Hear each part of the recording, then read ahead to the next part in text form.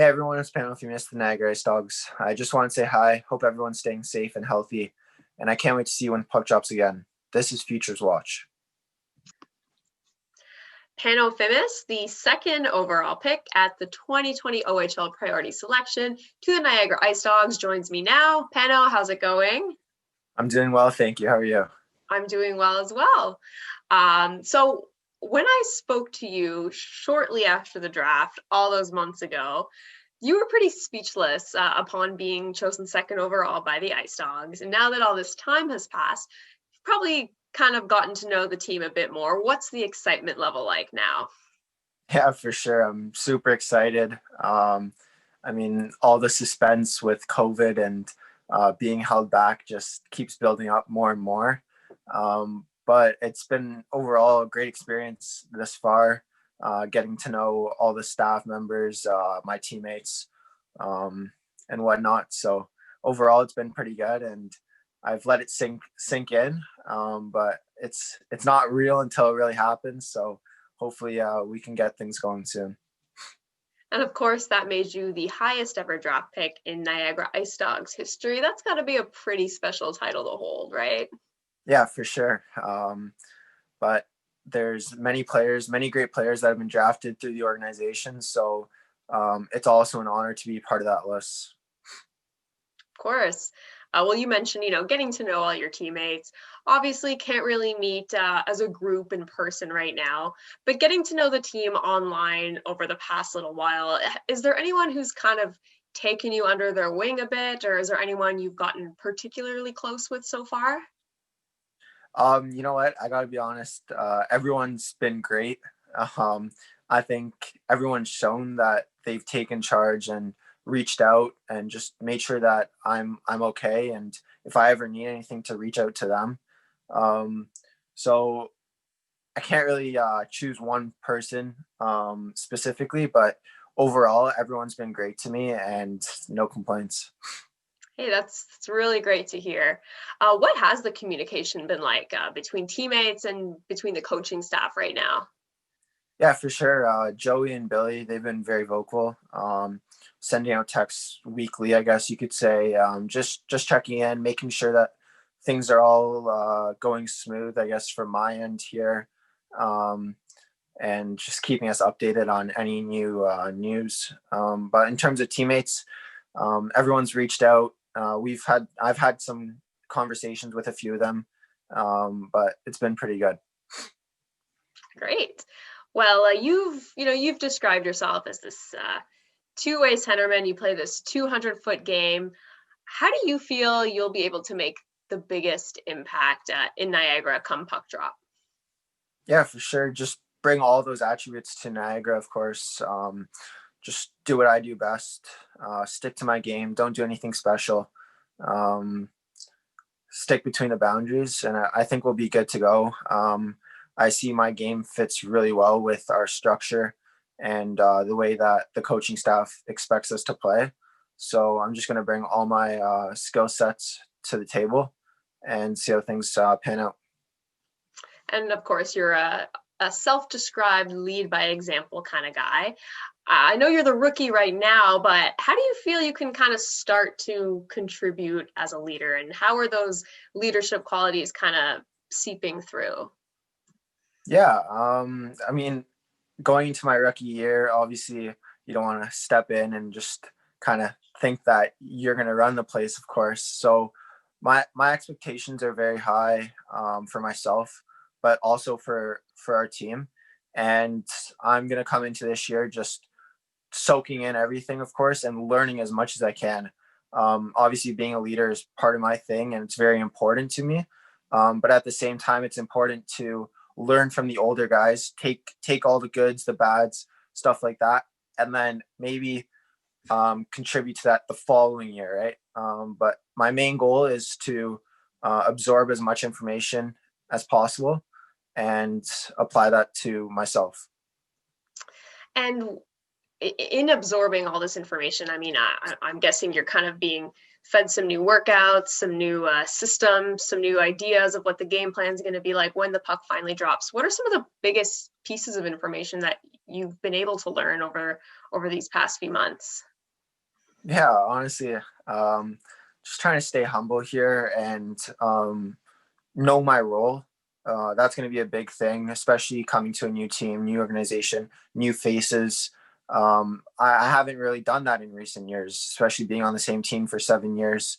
Obviously, new faces have come in and out, but it's been almost the same coaching staff for the entire time. And most of the systems remain the same, right? So knowing my role is going to be a big thing coming into this year. So looking back, being named GTHL Minor Midget Player of the Year, being part of that championship Toronto Junior Canadians team, both huge honors. What did both of those accomplishments mean to you? Yeah, they were huge. They were a big step in my career, you could say. Um, but at the same time, it wasn't done with a one-man show.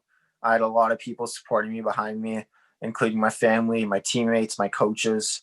I have an amazing support group, and it means a lot. But I can't take full credit for it. I got to give a lot of credit to my support team. Well, speaking of your support team getting drafted right after your teammate Ty Nelson, how special was that experience? Yeah, it was extremely special. It doesn't happen too often. I know last year Shane and Brandon were drafted together from the same team, but it definitely means a lot, and I'm super excited for him. And it's going to be a fun time playing each other for I guess the first time in a year. Well, you may have just answered my next question, but I was going to ask, is there anyone you're most looking forward to playing against when the puck finally drops on the season? Yeah, I mean, it's got to be Ty, I think. Everyone, though, like all my friends, everyone that got drafted, all those great guys that I was super excited for. It's going to be fun to play against them, too. Especially my teammates, just because obviously I play against them in practice, but I don't think it's the exact same as playing them in a game. So just see what it's like being on the other side. So, physically and mentally, what do you think the biggest steps are that you've been taking to prepare for your rookie season? The biggest thing has to be being over prepared, right? There's nothing I really can expect going into camp just because I obviously haven't played at that level. So my biggest thing is to be over prepared, make sure that I can be, I mean, I'm overusing the word, but prepared for any possible situation that comes at me. And I think that's the most you can do at this point, right? We're in tough situations, but we got to fight through them and do the best we can to be prepared. Right. And you spoke about, the expectations you have for yourself and for the team. Team's in a rebuild right now. You're a key piece of that. And just as you mentioned before, kind of absorbing what the coaching staff, what Joey has said to you over this time and kind of preparing for what's to come. What are the biggest expectations you have for yourself and for this team? Yeah, I haven't set number goals yet, but the biggest thing for me is just to know that I left it all out there. I always like to be the hardest working guy out there, so that's a big thing that'll contribute to my goals. But yeah, just to make sure that I can give it my all and know deep down that I've given everything I can to help the team succeed. And what makes you the hardest working player out there? Maybe you can speak to what makes your work ethic stand out so much. Yeah, it just has to be. I think it's got to be my mindset. Just not like losing that much. I love to win. It's a great feeling. It never gets old, that's for sure. So just that willingness to win uh, is a big part in my work ethic. All right. Well, now I just have some questions to kind of help everyone get to know you a little more. So, are you ready? Yeah. All right. First question I have for you: what is your nickname and what is the story behind it? Oh, that's a tough one. Um, Let me think. That's a really good question, though. I have a couple of nicknames. Not a fan of all of them, but nicknames work. Once you get one, it sticks. So a couple that I've gotten over the years, like Fimmer or Fimi, and that one came from we were in a spring tournament, and my coach was Luca Caputi. Actually, he was coaching the team, and I guess I just broke down the huddle before one of the games, and then the next game he goes, "Break it down, Fimi," and it just everyone got a good kick out of that, so it just stuck. But a couple other ones are like Pan Man, just coming from my first name. Um, just some crazy things that people think of over the years. No real stories behind it. Probably some goofy thing happened and it just stuck. You definitely have a few nicknames there. Yeah. All right. What is your pregame meal? Nothing too crazy. I just stick with a good bowl of pasta and some protein. Nothing too heavy though. Something like chicken or fish. But once I feel like something's getting going and I have a bit of a streak going, I'll kind of stick with it. But nothing too crazy. Just get my carbs in, get my veggies in, and a little bit of protein. So you're a little superstitious about what you eat before game time, if it's working for you. Yeah, I mean, I like to keep away from the word superstition just because it can hurt you in some situations. It's more of just a routine, making sure that I hit all my checklists of my protein, my carbs, and my veggies, and also staying hydrated is a huge thing too. Fair enough. All right. Again, think I know the answer to this one already, but I'm going to ask you anyway. What is your favorite minor hockey memory? Oh, there's so many, but one's definitely got to be the last winning the championship. Great way to end the season and minor hockey in general. So yeah, I got to go with that one. But honestly, there's so many great events that happened over the years, from OHF championship wins to all our championship wins. But yeah, I got to go with that last one. So, every time I ask that question, I always kind of preface it by saying, I think I know what you're going to say here, but everyone always comes out with more than one great answer. So yeah, it always changes for me. It always changes. That's good though. It's nice to hear like there are a bunch of really good memories that stand out, especially if it's something that we might not necessarily know about, right? Yeah, for sure.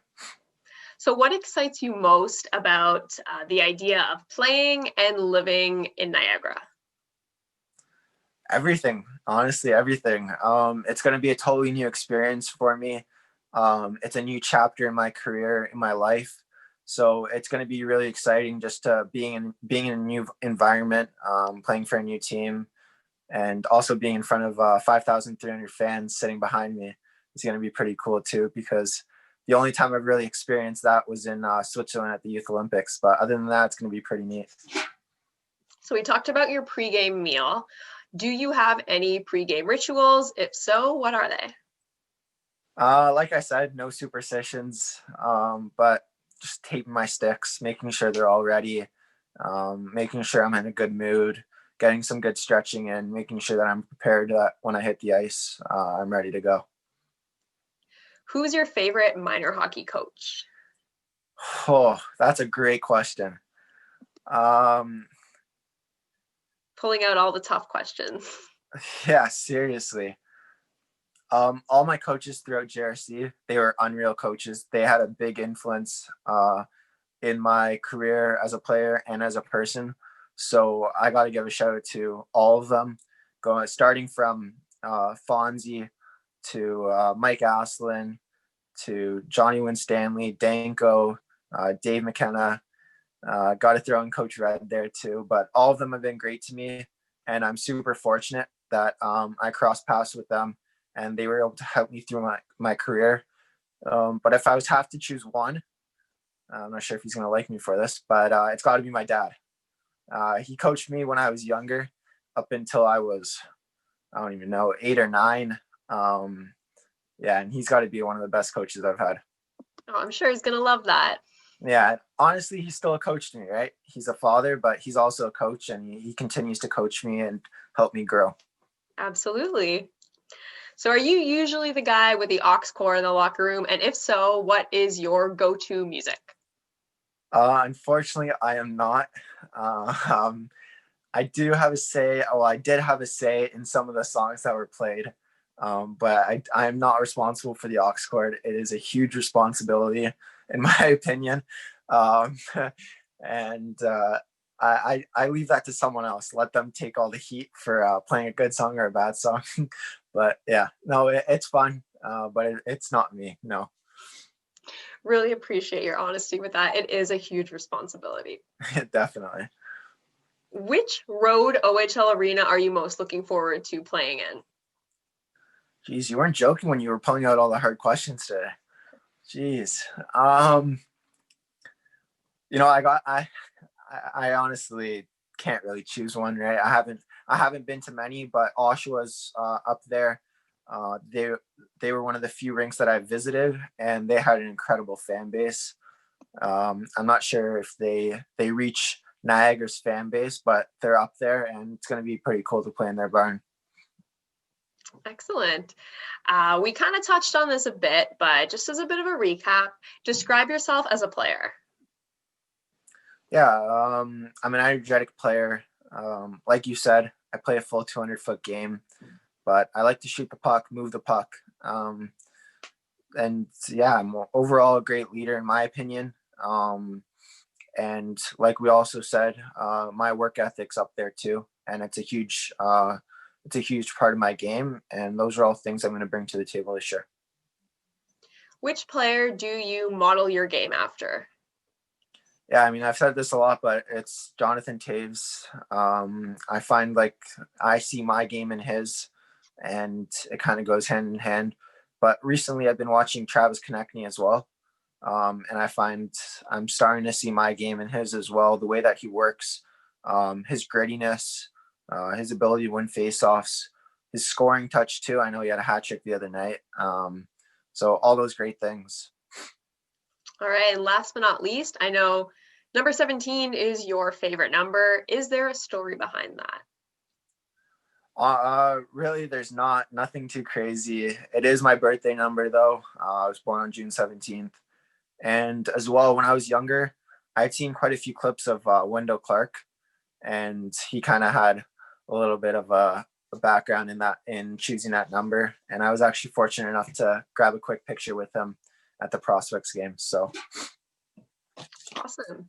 Well, that wraps up our Futures Watch segment with the newest member of the Niagara IceDogs, Pano Fimis. Pano, really appreciate your time. I apologize for pulling out all the difficult questions.